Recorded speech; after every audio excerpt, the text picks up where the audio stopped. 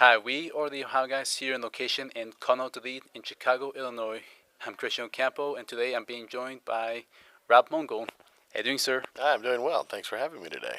Yeah, thanks again for another interview. Oh, it's my pleasure. It's very cold here. I don't. Every time I see you guys, it's cold. I saw you in Columbus last year. It was cold. It's even colder here in Chicago.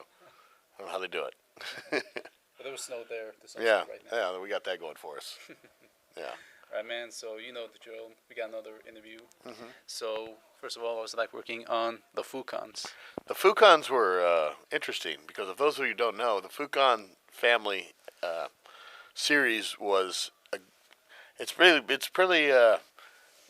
odd to say the least. It was a group of guys who got American store mannequins, and they posed them in different positions, and then they had people voice over their stories. They had a father and then a son, and a wife, and some other lady that my character, the father, always wanted to have sex with for whatever reason.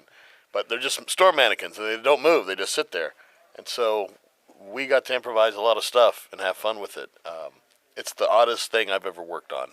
Easily the oddest thing I've ever worked on. It makes no real sense. But people seem to enjoy it.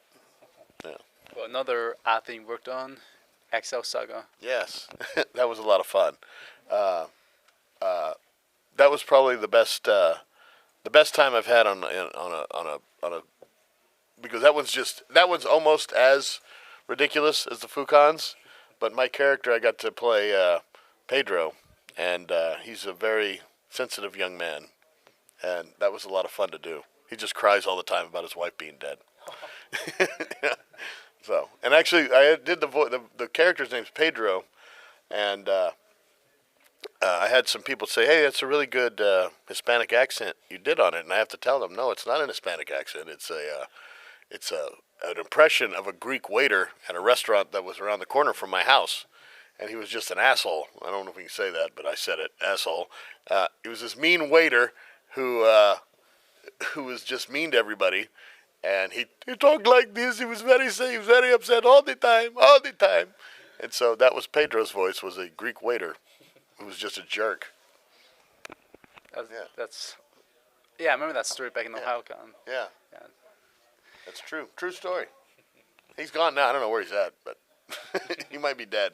But his voice lives on forever and ever on the Excel Saga. And he doesn't even know it. I was going to tell him one time, but I was like, I did an impression of you in an anime. But he would have hated me. He was really the worst waiter. People would come. He was voted the worst waiter in Houston, Texas, 4 years in a row. And people would come to the restaurant just to be insulted by him. Because that became his shtick. He would just say, "Oh, you don't know what you want. Let me tell you what." He couldn't read or write English. So you'd get a check, and it would just be some scribble with $9.99 on it. He could write numbers, but he couldn't write so it'd just be scribble $9.99. And he was the voice of Pedro. Yeah. All right. Now for a big show that's on Toonami right now, was like working on Akame ga Kill. Oh, that was a lot of fun. I'm only in one episode, but I have a brilliant death scene. Spoiler alert. It's already aired, but that was a lot of fun. I got to do almost a Joker-esque voice. I get to play a madman. That's always fun.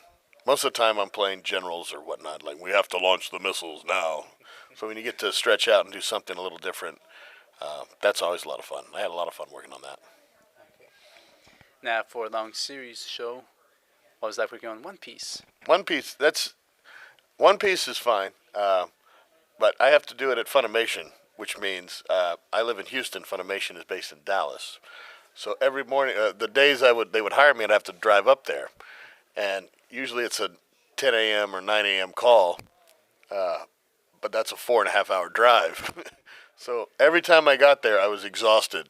I don't know how I did it, but yeah, I had a lot of fun doing it. It's just I hate it that I get the calls like, "Hey, you want to work?" It's like, "Oh yeah, I want to work, but I got to drive 5 hours." But yeah, that was a lot of fun though. I enjoyed it. I like One Piece. Good. Yeah. All right, so now we have a funny question we want to ask you. Uh-oh. Can you tell us about the story of when you were working on La Storia de la Arcana Familia? Yeah. The show is Arcana Familia, as it's pronounced, Familia. Famligia. I forget how it is, but it's Italian for fam. It's familia. And when you record anime, you come in there individually. You don't. Everyone's not there at the same time. Some people record before you, or you might record before other people, but you're never in there at the same time. So the entire cast had already recorded their segments by the time I got there. So I was the last one to get, and they say, okay, do your lines. Like, I am very proud to be part of the Arcane Familia. And the director says, what? Can you repeat that? And I said, yeah, I'm very proud to be part of the Arcane Familia. And he looks at himself, and he looks at the director, and he goes, oh, shit. Oh. You're going to have to say Famiglia.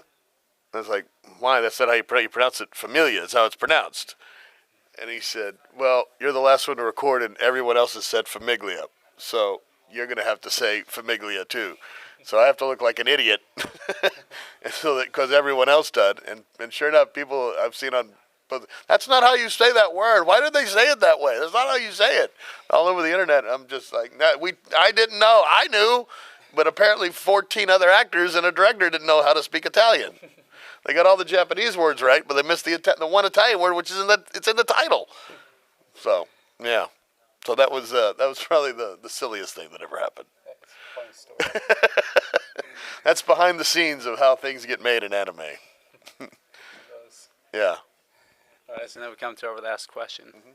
Do you have any Facebook, Twitter, or any other social media for the fans to contact you? Sure. Yeah, I'm on Twitter at Robert L. Mungle, and I'm on Facebook at Robert L. Mungle, so they can find me there. All right. Yeah. Well, again, man, thank you again for the second interview. Appreciate it. Also, we want to thank our fans for tuning in for another edition of the Ohio Guys. I'm Christian. I'm Robert L. Mungle. And we see you all next time. Bye-bye.